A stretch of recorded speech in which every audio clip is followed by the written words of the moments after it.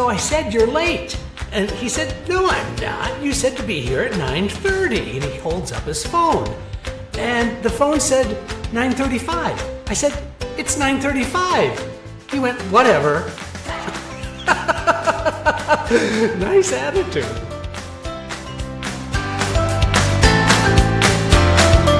Welcome to Casting Actors Cast, insights for actors on acting in the business of show. Casting director Jeffrey Dreisbach takes you behind the scenes and reveals secrets to a successful acting career. You can find out more on the web at castingactorscast.com. Please enjoy, like, and share Casting Actors Cast. Now, here's your host, Jeffrey Dreisbach. Well, hello and welcome to another episode of Casting Actors Cast. I'm Jeffrey Dreisbach, casting director with McCorkle Casting in New York, along with my wife and partner, Pat McCorkle, Katja Zarolinski, and Nathan Francis. We are four casting directors working out of New York City on theater, film, and television projects, and this is the podcast called Casting Actors Cast. Hello, everybody. How are you doing today? Gosh, I hope you're having a really good day. I'm excited to be here today to share a little bit with you on what I call empathy, or put yourself in our shoes. We're going to talk about that coming up in just a second. This is that moment in the podcast where I like to say I am so grateful and thank you so very, very much for those of you who have been writing and going to the website Casting Actors Cast and leaving me a nice message. I've heard from a lot of folks, and it really is gratifying, and a lot of really interesting questions and comments. In fact, those questions and comments help inspire me to put together new podcasts all the time. Do me a favor, two things. One, go to castingactorscast.com. You can fill out the form just below where it says jump into the talent pool. And when you submit that form, a link will show up, and the link is to a book called Conversation Pieces Out of the Studio, the voiceover workshop for professional actors. So for those of you actors who are interested or have thought about, or maybe you haven't considered but might want to consider going into the voiceover world, this is a 100-page workbook based on the many college and university training programs that I am involved with. I go out to universities all over the country, and this is the book that inspired me to want to put together something that was going to help an actor really embrace and understand how much it takes to put together a voiceover career. So everything from demos to copy material to how to get an agent and, all of that kind of practical hands-on stuff you can find in this free, yes, I said free. So all you need to do is fill out that form. Once again, going to castingactorscast.com and fill out the form, and then you'll see a link. It's a downloadable PDF. That's a way of me saying thank you so very much for being a listener. And the second thing I'd love to ask from you, please consider sharing this podcast with a friend. Maybe you have an acting buddy that you would like to share this with. I actually heard from somebody who talked about it being kind of difficult when you Google casting actors. A lot of other stuff comes up. And so what I would love to have you do is kind of help me spread the word. If you've gotten anything out of any of these podcasts, if you think that they're valuable on any level, please don't keep them a secret. Let's share the knowledge and let's build the community, shall we? Thank you so very much. So I got inspired about putting this podcast together. Empathy, put yourself in our shoes, based on the past two podcasts that we did. We talked about audition disasters. And in the Audition Disasters 1, we talked about musical theater disasters and film and television disasters. And then in the Audition Disasters 2, we spent some time chatting about those things that happen in scenes, from everything from readers and things that can and have gone wrong. And I hope you've gotten some use out of those two past podcasts. But then I was thinking, you know what? Let's talk about empathy. Empathy for me literally is putting yourself in somebody else's shoes, really having an understanding about somebody other than yourself and what they're going through. And having that understanding, I think, gives a broader perspective of what's going on out there.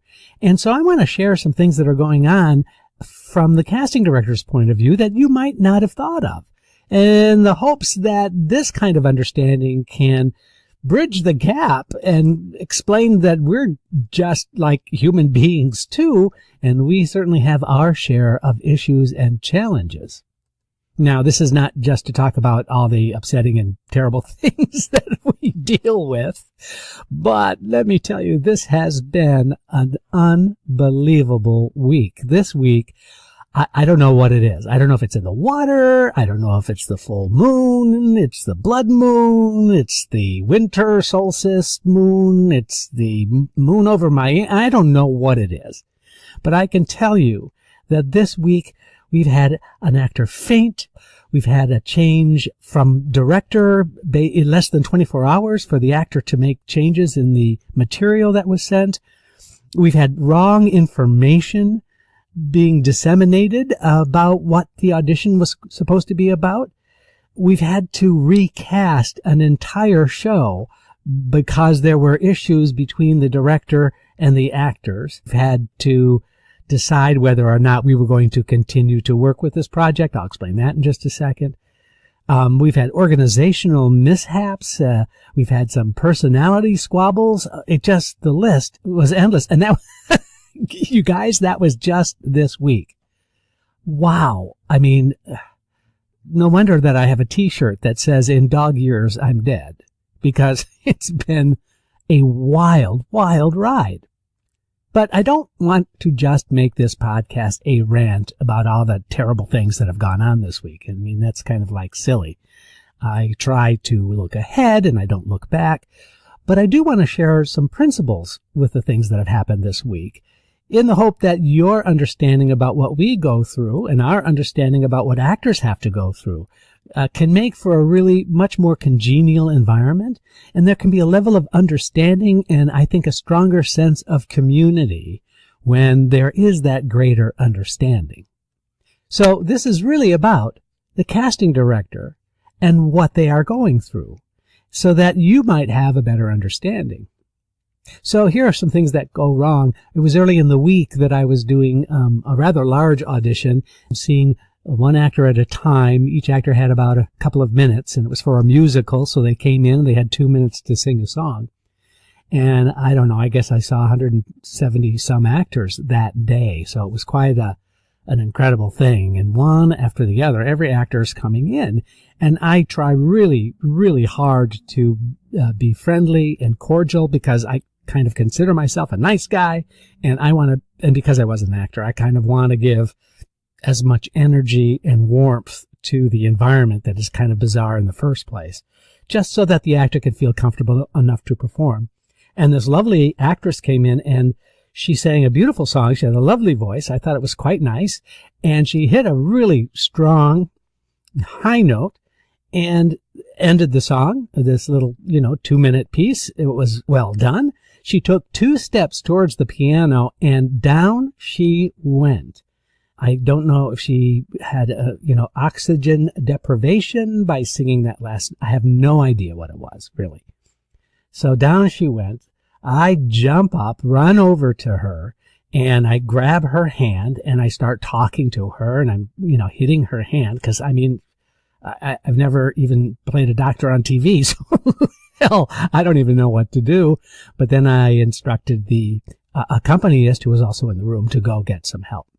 Well, I'm happy to report that within 3 or 4 minutes, the actress opened her eyes, wide awake, and of course, so completely embarrassed that this had taken place.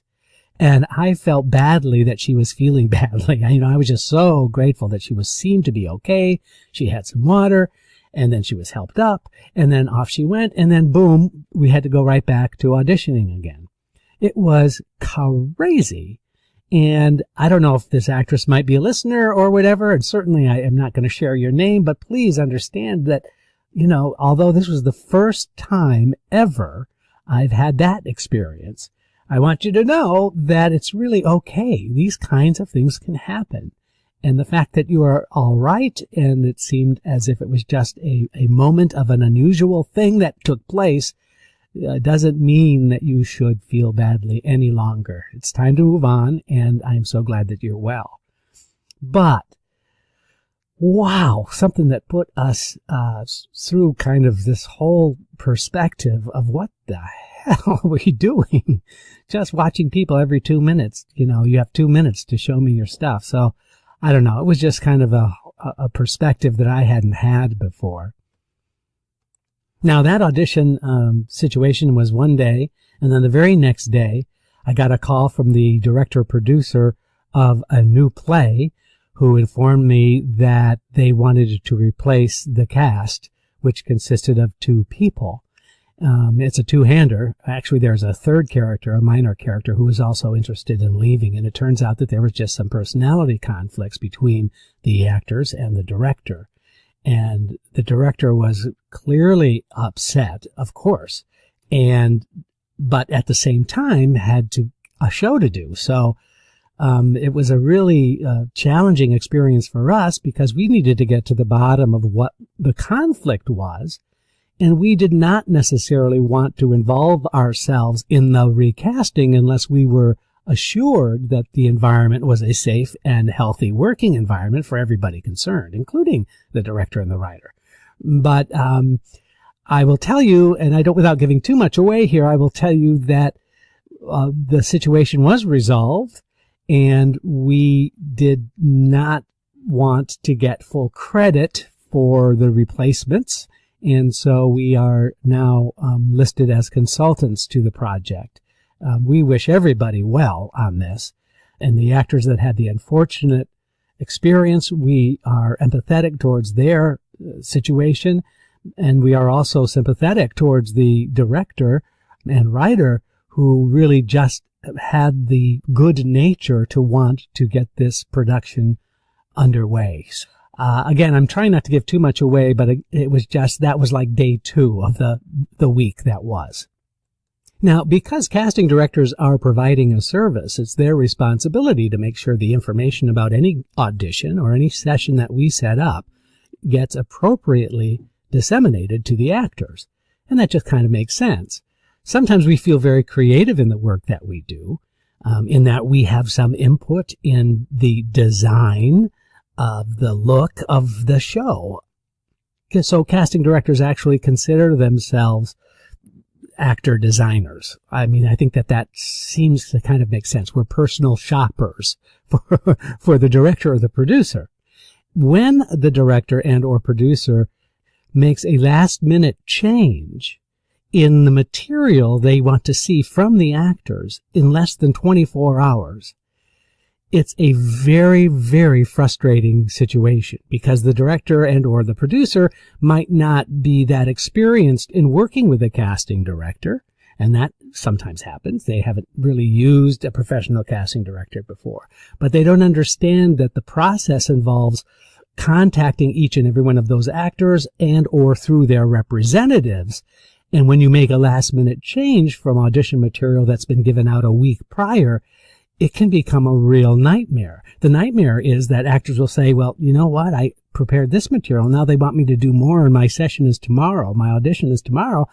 You know what? I'm just not going to do the audition. It's not worth it. And I can hardly blame them.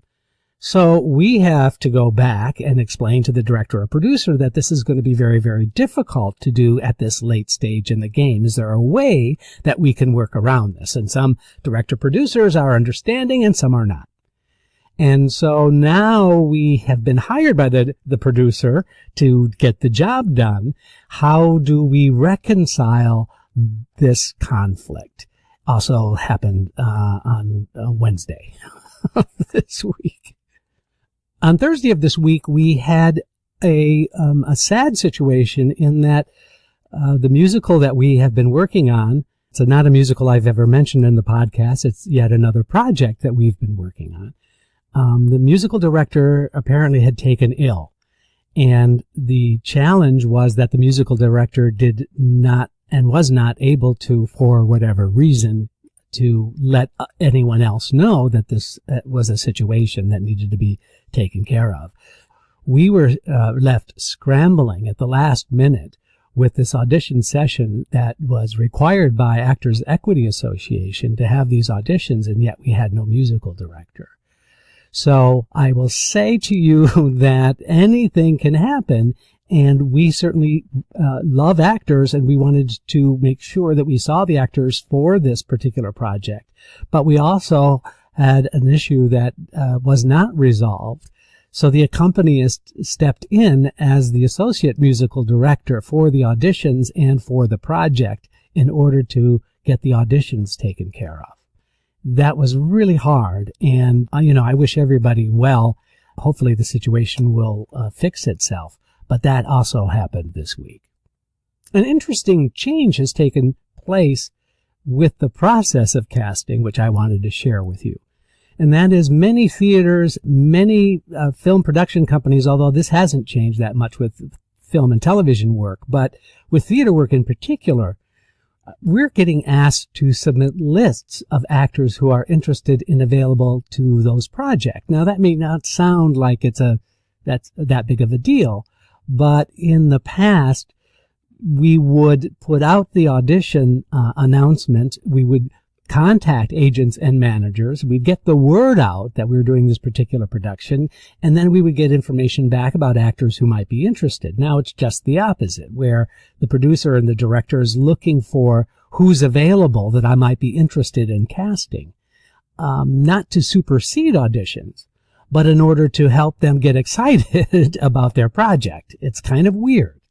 Again, not that in and of itself putting a list together is a bad thing, because that happens all the time. But now it's sort of becoming a prerequisite. Now, the challenge with that is an actor who might be interested today might not be available tomorrow. And so any list that we put together is sort of like dangling these carrots in front of the producer and the director and saying, gosh, you can get so-and-so, and then the so-and-so's available and interested, and so-and-so would like to do it. And so it's putting the onus on us to explain if a few days later that actor's no longer interested and or available for the project, that suddenly we look bad. Well, you gave me the list. You said they were available. And now we're saying, they're no longer available because they took another job, or they decided after all that this wasn't something that they were interested in, or, whatever the reason. But that's been really weird, that those kinds of shifts in the paradigm. And I don't think change is a bad thing. I think change is inevitable. I think suffering is an option. But it does put a slight adjustment in the way in which we present our skill set to those producers and directors. So now when Friday rolls around, you can imagine I've been very, very stressed out, and I don't want to use this as an excuse, but it's all about perspective. And we had a very large call for dancers for a project that we're working on, and the choreographer wasn't on time, and they were late. Now, this is somebody I had never met before. I didn't know very much about their reputation, and I sort of had to fill in relatively quickly, although I knew it beforehand. And I kind of just lost it when the choreographer kind of just wandered in 5 minutes late. And I was particularly stressed out because, frankly, I don't like anyone to be late. I'm kind of weird about that. I just think it's a professional courtesy to the actors that if you have a specific time that you're told that we're starting, that you do whatever it takes so that you're ready to also start at that particular time. And needless to say, it was a very tense session, and the choreographer was quite upset with me because my tone and attitude was pretty snarky, I have to say. But at the same time, the whole point of my snarkiness was because I felt very responsible for those actors who were waiting. And I didn't appreciate the sort of cavalier nature of anybody in this business who is late and not doesn't put preparation in front of their call time, for example. So anyway, I'm not trying to name names or anything, but it was a very, very upsetting situation and a lot of words and stuff. And I can get pretty nasty, and so could they. So it was just kind of a really crappy ending to the week. And there it is. What can I say? So what's the point of all this? Why am I just ranting about all these things that have gone wrong? I just hope that it might in some way help you gain some understanding that it's just show business. So I get that, but it's also important to know that everyone comes from a different point of view, and an understanding that everyone has a view of the world that is probably different than yours is a really great and powerful acknowledgement. And that's what we call empathy. So as I empathize with actors and what they have to deal with, my hope is that actors can understand that sometimes the casting people or sometimes the people on the other side of the table or on the other side of the camera are dealing with their own stuff. And so as a community of creative people, I think the effort needs to be made of ongoing respect and understanding and empathy. I'm Jeff Dreisbach.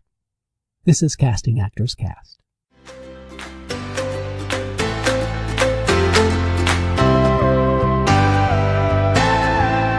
You've been listening to Casting Actors Cast with host Jeffrey Dreisbach. Find out more at castingactorscast.com and let us know if you would like us to cover topics you're interested in. Thanks for listening. I'm Matthew DeSarno.